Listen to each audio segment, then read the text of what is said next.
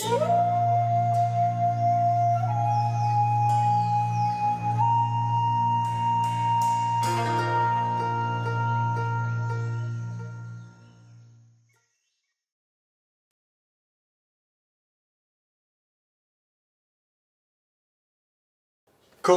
Eric, est-ce que tu fais en repérage de voyage initiatique?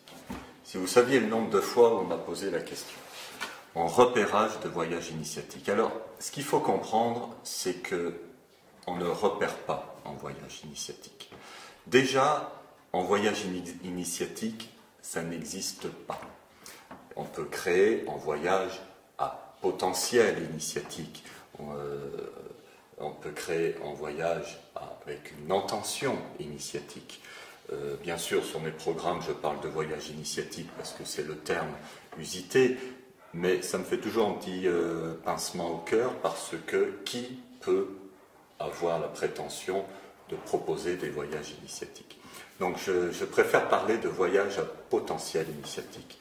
Et je vais vous dire une chose, il n'y a pas de règles. Il y a très très peu de règles pour créer un voyage à potentiel initiatique. Pourquoi? Parce que justement, c'est initiatique. Alors je vais vous raconter comment s'est passé pour moi ma découverte de l'île de Pâques, parce que s'il y a bien une île mystique, mystérieuse et secrète sur notre planète, c'est bien l'île de Pâques, plus précisément Rapa Nui. Et là-bas, les choses se sont passées d'une manière bien particulière. Je n'arrivais pas à distance depuis mon bureau à monter ce voyage-là, et du coup, j'ai pris un avion et j'ai débarqué à l'île de Pâques. J'avais déjà plusieurs contacts sur place, pas mal d'adresses de Français installés sur l'île. Le premier contact que j'ai eu, qui m'a reçu à l'hôtel que j'avais réservé, c'était un militaire français à la retraite. Absolument rationnel jusqu'au bout des ongles. Eh bien, je vais vous dire une chose, ce militaire à la retraite, ça a été l'un de mes meilleurs alliés. Parce qu'il m'a mis en contact avec toutes les personnes spéciales de l'île. Il me disait, oh Tina, elle est vraiment spéciale. J'ai dit, ça m'intéresse. Je veux aller la voir.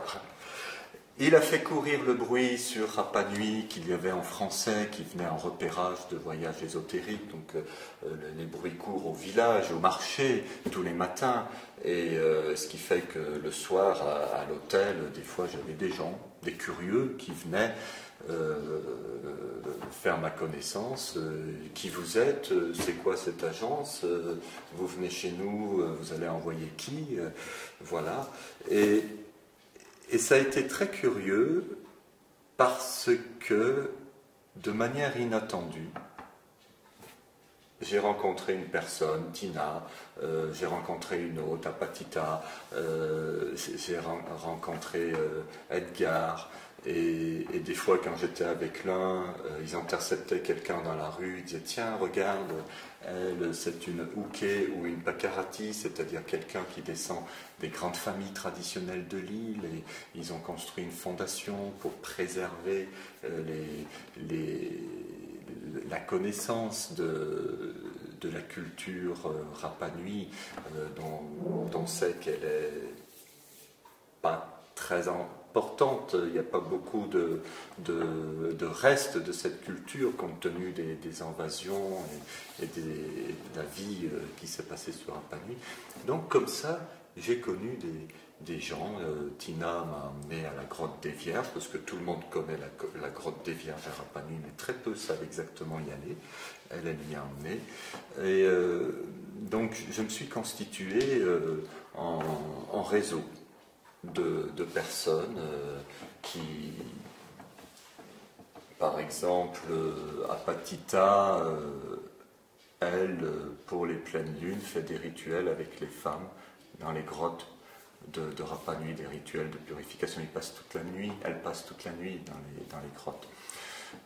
J'ai rencontré aussi Carlo, qui lui est très connecté à la façon d'apprendre aux gens à se connecter au mana. Je ne sais pas si vous m'avez suivi, là-bas dans les îles polynésiennes, ils sont tous très connectés au mana.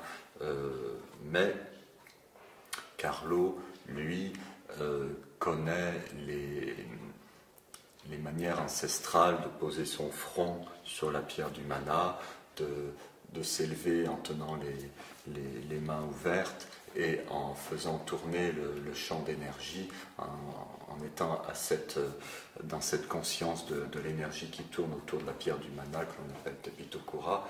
Et quand j'ai fait cette expérience, j'ai pu voir les faucons tourner également dans le même sens que l'énergie. Donc j'ai rencontré plusieurs personnes comme ça, un petit peu par hasard, par non-hasard, par chance, par guidance. Et ce qu'il faut comprendre, c'est que pour moi, la création d'un voyage à potentiel initiatique, c'est une initiation.